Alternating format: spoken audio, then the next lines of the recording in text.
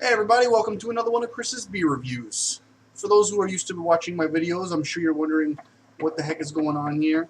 Well, I took on a video game and I got this free racing wheel from someone, and it is just unbelievable when I play racing games, so it's just going to be here for a little bit. I'm going to be reviewing the Grand Baltic Porter from the Garrison Brewery. We're looking at $5.25 a bottle here, 500 milliliters at 9.0% ABV. Now, I'm used to having stouts at a high percentage, but I'm not too used to having porters at a high percentage, so I'm really looking forward to this one. It won the Canadian Gold Award for 2011 as well as 2009. It says, enjoy the smooth, complex lager brewed coffee black with a rich molasses and toffee profile, balanced by specialty German hops, luxurious on a cold Baltic night. Skål! That's what it says. Not really too much I can say other than that.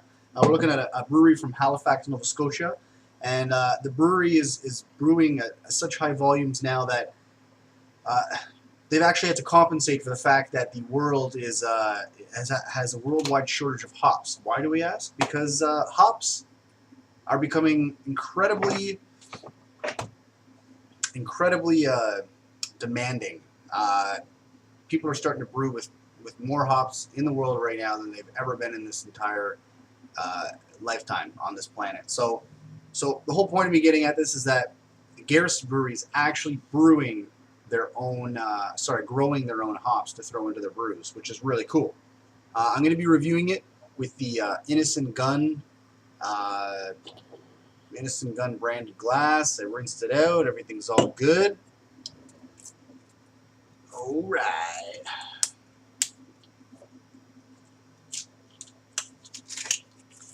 Typical Garrison Brewery cap. It's pretty much my only disappointment about the brewery is that they got all these incredible beers coming out, but you know what? They're not changing their cap with every brew, which is something I personally like. Even though I understand on another level altogether that it costs a lot of money to change your beer cap, so I understand why some breweries don't do it. So. Come on, you can do it. Forgot my bottle opener again. So here goes. I'll be pouring it over the steering wheel so that if it spills, then my reputation of driving with a fake steering wheel is known worldwide here. Now, we got a gorgeous looking porter here. Almost black, just like the majority of porters out there, with a little bit of a brown tint at the bottom. We got a two-finger head, off-white, caramelized looking colored head. I can't really pick up any on the nose whatsoever, and for those who know me well and for those who don't, I just wanted to recap. I can only breathe through one nostril, and the last beer review I did, I could review through this nostril. I can't breathe through both nostrils, so my sniffing abilities per se aren't necessarily on the high end as the average person out there.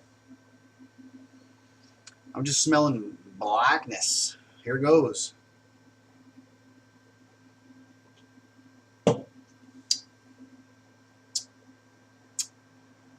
Very good, very well balanced. You can definitely taste some molasses in there. It's definitely a unique flavor rather than having a roasted taste or an earthy taste. Your average porter stout taste. You're getting a coffee and molasses flavor here.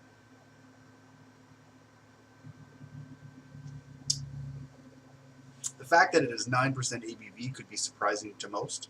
I can clearly say that this only tastes like a 6 or a 7% alcohol.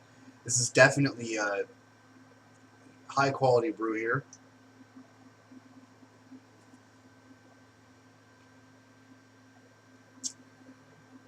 One of the things that you get from the booziness, which is something that I like in particular about porters with high alcohol content, is you get almost kind of like a subtle sweetness as an aftertaste, which is very interesting because you're not playing around with a lot of fruits here. So that's definitely something I can say that's good. The head is not very sustainable. One could also blame the high alcohol content for that, so I'm not going to be judging this on lace or, excuse me, head whatsoever. I apologize for drinking this out of an innocent gun glass, Garrison Brewery, but if you're like some of the breweries out there, I accept donations of wonderful glasses from wonderful breweries, of course. So, yeah, you know what? I've had so many Garrison breweries. So many Garrison Brewery beers out there. I've had the Porter here. I've had the Winter Warmer. I've had the Black IPA, which is phenomenal. I had the Imperial IPA. I had the Hop Yard IPA. And I'm telling you right now, the only one that I didn't like was the Oktoberfest. That's it. There really wasn't much to it.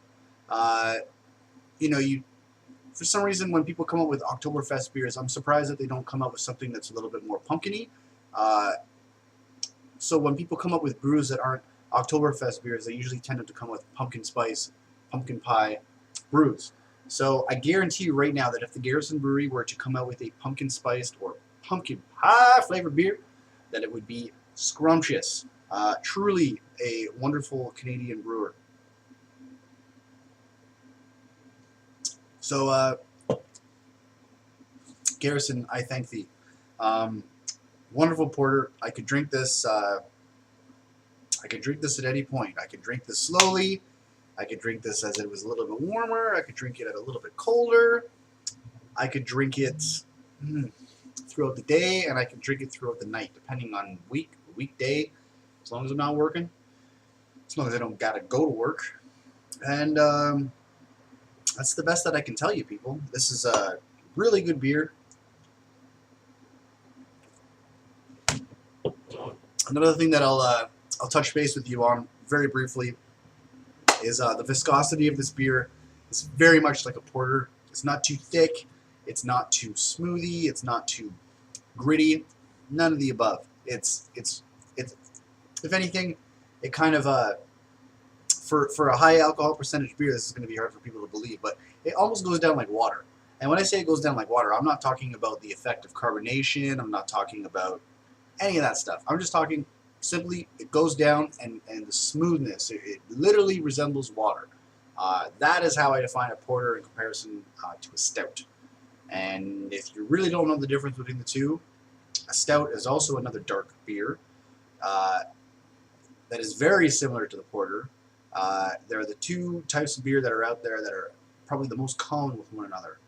And I wouldn't even want to put dark lager on the same boat, because I made the mistake earlier of saying that this might have an earthy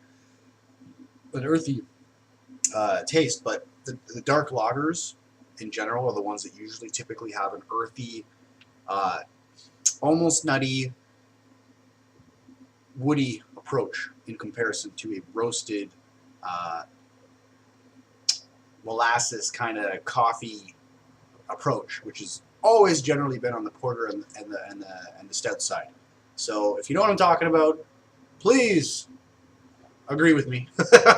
If not, I'm totally able to read those posts. You know, out of all the 270 beer reviews that I've got online, I've got 2 negative messages, and one of them afterward admitted to me that he was just being, you know, quote unquote, an ass.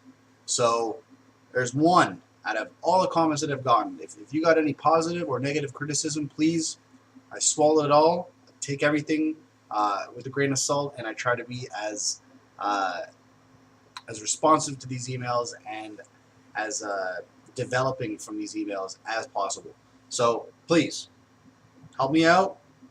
I'll try to help you as much as I can. So until then, I'm probably going to have to give this, for porter, 9% ABV porter, not being able to taste the alcohol content that much, which is great for most people. I am going to give this a 7.5, maybe an 8 out of 10. It is right up there. No complaints. Anything above a 5 to me is heading in the right direction. Anything at a 5 to me is your average standard beer.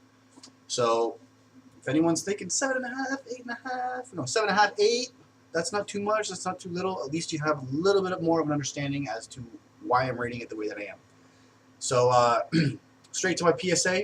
Thanks for joining me another one of Chris's beer reviews. Don't drink and drive, but drink responsibly. Cheers, mate.